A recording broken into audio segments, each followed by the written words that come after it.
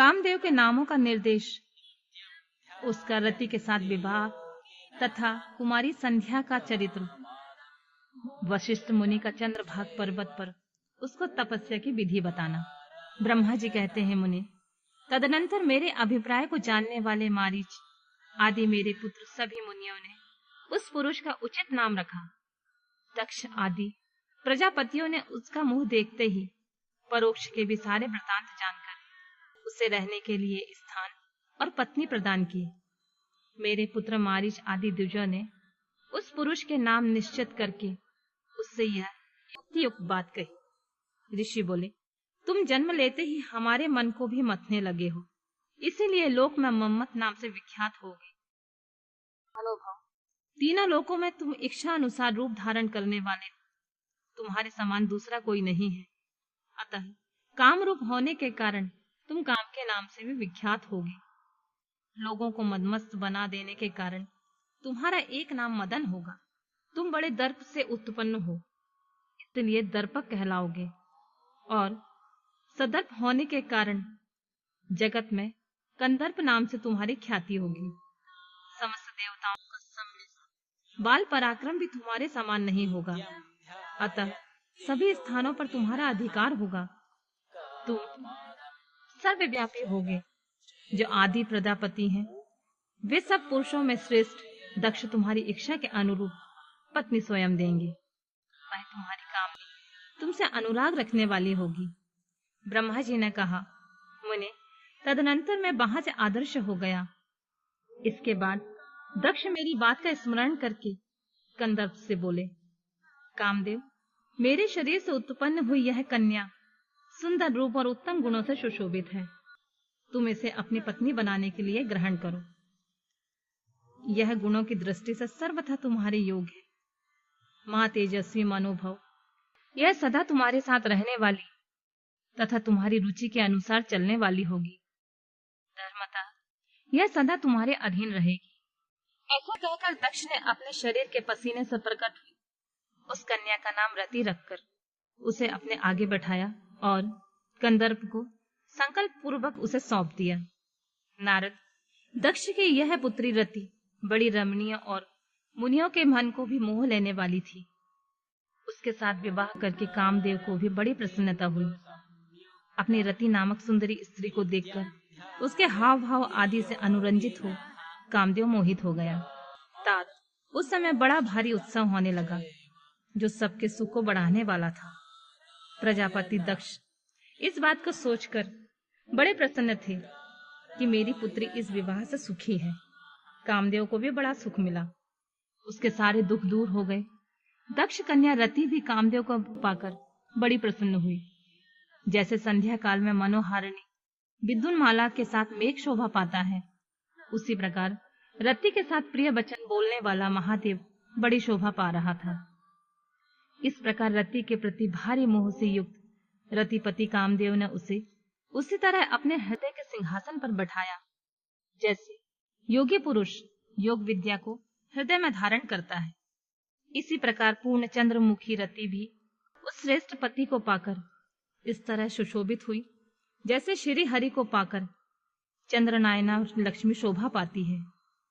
सूत जी कहते हैं, ब्रह्मा जी का यह कथन सुनकर मुनिश्रेष्ठ नारद मन ही मन बड़े प्रसन्न हुए और भगवान शंकर का स्मरण करके हर्ष पूर्वक बोले, महाभाग विष्णु शिष्य महामते विधाता, आपने चंद्रमौली शिव की अद्भुत लीला कही है। अब मैं यह जानना चाहता हूँ कि विवाह के पश्चात जब कामदेव प्रसन्नता पूर्वक अपने स्थान को चला गया, दक्ष भी अपने घर को पधारे तथा आप और आपके मानस पुत्र भी अपने अपने धाम को चले गए, तब पितरों को उत्पन्न करने वाली ब्रह्म कुमारी संध्या कहाँ गई? उसने क्या किया? किस पुरुष के साथ उसका विवाह हुआ? संध्या का यह सब चरित्र विशेष रूप से बताइए। ब्रह्मा जी ने कहा, मुने, संध्या का यह शुभ चरित्र सुनो, जिसे सुनकर समस्त कामनियां सदा के लिए सती साध्वी हो सकती हैं। वह संध्या जो पहले मेरी मानस पुत्री थी, तपस्या करके शरीर को त्याग कर मुनि श्रेष्ठ मेघातिथि की बुद्धिमती पुत्री होकर उत्तम व्रत का पालन करके उस देवी ने ब्रह्मा विष्णु और महेश्वर के कहने से श्रेष्ठ व्रतधारी महात्मा वशिष्ठ को अपना पति चुना। वह सौम्य स्वरूप देने वाली देवी तथा सबकी वंदनीय और पूजनीय श्रेष्ठ पतिव्रता के रूप में विख्यात हुई। नारद जी ने पूछा, भगवान, संध्या ने कैसे, किस लिए और कहाँ तप किया? किस प्रकार शरीर त्याग कर वह मेघातिथि की पुत्री हुई? ब्रह्मा, विष्णु और शिव, इन तीनों देवताओं के बताए हुए श्रेष्ठ व्रतधारी महात्मा वशिष्ठ को उसने किस तरह अपना पति बनाया? पितामह, यह सब मैं विस्तार के साथ सुनना चाहता हूँ। अरुंधति के इस कौतूहल पूर्ण चरित्र को आप यथार्थ रूप में वर्णन कीजिए। ब्रह्मा जी ने कहा, मुने, संध्या के मन में एक बार सकाम भाव आ गया था। इसलिए उस साध्वी ने निश्चय किया कि वैदिक मार्ग के अनुसार मैं अग्नि में अपने इस शरीर की आहुति दे दूंगी। आज से इस भूतल पर कोई भी देहधारी उत्पन्न होते ही काम भाव से युक्त ना हो। इसके लिए मैं कठोर तपस्या करके मर्यादा स्थापित करूंगी। तरुणावस्था से किसी पर भी काम का प्रभाव नहीं पड़ेगा, ऐसी सीमा निर्धारित करूंगी। इसके बाद इस जीवन को त्याग दूंगी। मन ही मन ऐसा विचार करके संध्या चंद्रभागा नामक उस श्रेष्ठ पर्वत पर चली गई, जहां से चंद्रभागा नदी का प्रादुर्भाव हुआ। मन में तपस्या का दृढ़ निश्चय लेकर संध्या उस श्रेष्ठ पर्वत को गई हुई जानकर मैंने अपने समीप बैठे हुए वेद वेदांगों के पारंगत विद्वान, सर्वज्ञ, जितात्मा और ज्ञान योगी पुत्र वशिष्ठ से कहा, बेटा वशिष्ठ, मन तपस्विनी संध्या तपस्या की अभिलाषा से चंद्रभाग नामक पर्वत पर गई है। तुम जाओ और उसे विधि पूर्वक दीक्षा दो। तात, वह तपस्या के भाव को नहीं जानती है, इसलिए जिस तरह तुम्हारे यथोचित उपदेश से उसे अभीष्ट लक्ष्य की प्राप्ति हो सके, वैसा प्रयत्न करो। नारद, मैंने दयापूर्वक जब वशिष्ठ को इस प्रकार की आज्ञा दी, तब वे जो आज्ञा कहकर एक तपस्वी ब्रह्मचारी के रूप में संध्या के पास गए। चंद्रभाग पर्वत पर एक देव सरोवर है, जो जलाशयोचित गुणों से परिपूर्ण हो मानसरोवर के समान शोभा पाता है। वशिष्ठ ने उस सरोवर को देखा। उसके तट पर बैठी हुई संध्या पर भी दृष्टिपात किया। कमलों से प्रकाशित होने वाला वह सरोवर तट पर बैठी हुई संध्या से उपलक्षित हो उसी तरह सुशोभित हो रहा था। प्रदोष काल में उदित चंद्रमा और नक्षत्रों से युक्त आकाश शोभा पाता है। सुंदर भाव वाली संध्या को वहां बैठी देख मुनि ने कौतूहल पूर्वक उस ब्रह्मोल्लित नामक सरोवर को अच्छी तरह से देखा। उसी प्रकार भूत पर्वत के शिखर से दक्षिण समुद्र की ओर जाती हुई चंद्रभागा नदी के भी उन्होंने दर्शन किए। जैसे गंगा हिमालय से निकलकर समुद्र की ओर जाती है, उसी प्रकार चंद्रभाग के पश्चिम शिखर का भेदन करके वह नदी समुद्र की ओर जा रही थी। उस चंद्रभाग पर्वत पर ब्रह्मलोहित सरोवर के किनारे बैठी हुई संध्या को देखकर वशिष्ठ जी ने आदर पूर्वक कहा, भद्रे, तुम इस निर्जन पर्वत पर किस लिए आई हो? किसकी पुत्री हो? तुमने यहाँ क्या करने का विचार किया है? यह सब मैं सुनना चाहता हूँ। यदि छिपाने योग्य बात ना हो तो बताओ। महात्मा वशिष्ठ की यह बात सुनकर संध्या ने उन महात्मा की ओर देखा। वे अपने तेज से प्रज्वलित अग्नि के समान प्रकाशित हो रहे थे। उन्हें देखकर ऐसा जान पड़ता था मानो ब्रह्मचर्य देह धारण करके आ गया। वे मस्तक पर जटा धारण किए हुए बड़ी शोभा पा रहे थे। संध्या ने उन तपोधन को आदर पूर्वक प्रणाम करके कहा, मैं ब्रह्मा जी की पुत्री हूँ। मेरा नाम संध्या है। मैं तपस्या करने के लिए इस निर्जन पर्वत पर आई हूँ। यदि मुझे उपदेश देना आपको उचित जान पड़े तो मुझे तपस्या की विधि बताइए। मैं यही करना चाहती हूँ, दूसरी कोई भी गोपनीय बात नहीं है। मैं तपस्या के भाव को, उसके करने के नियम को बिना जाने ही तपोवन में आ गई हूँ। इसलिए चिंता से सूखी जा रही हूँ और मेरा हृदय कांपता है।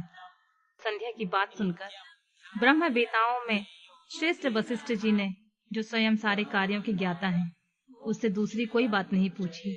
वह मन ही मन तपस्या का निश्चय कर चुकी थी और उसके लिए अत्यंत उद्यमशील थी। उस समय वशिष्ठ ने मन में भक्त वत्सल भगवान शिव का स्मरण करके उसे इस प्रकार कहा, बोले, शुभानने, जो सबसे महान और उत्कृष्ट तेज है, जो उत्तम और महान तप है तथा सबके परम आराध्य परमात्मा है, उन भगवान शंभु को तुम हृदय में धारण करो, जो अकेले ही धर्म, अर्थ, काम और मोक्ष आदि के आदिकारक है और त्रिलोकी के आदि दृष्टा अद्वितीय पुरुषोत्तम शिव का भजन करो। आगे बताए जाने वाले मंत्र से देवेश्वर शंभु की आराधना करो, उससे तुम्हें सब कुछ मिल जाएगा, इसमें कोई संशय नहीं है। ओम नमः शंकराय ओम। इस मंत्र का निरंतर जाप करते हुए मौन तपस्या आरंभ करो। जो मैं नियम बताता हूं उसे सुनो। तुम्हें मौन रहकर ही स्नान करना होगा। मौनालंबक पूर्वक के ही महादेव की पूजा करनी होगी। प्रथम 2 बार छठे समय तुम केवल जल का पूर्ण आहार कर सकती हो। जब तीसरी बार छठा समय आए तो केवल उपवास किया करो। इस तरह तपस्या की समाप्ति तक छठे काल में जल आहार और उपवास क्रिया होती रहेगी। इस प्रकार की जाने वाली मौन तपस्या ब्रह्मचर्य का फल देने वाली तथा संपूर्ण अभीष्ट मनोरथों को पूर्ण करने वाली होती है। यह सत्य है, सत्य है, इसमें कोई संशय नहीं है। अपने चित्त में ऐसा शुभ उद्देश्य लेकर इच्छा अनुसार शंकर जी का चिंतन करो। वे प्रसन्न होने पर तुम्हें अवश्य अभीष्ट फल प्रदान करेंगे। इस तरह संध्या को तपस्या करने की विधि का उपदेश देकर मुनिवर वशिष्ठ यथोचित रूप से उससे विदा ले वहीं से अंतर्ध्यान हो गए।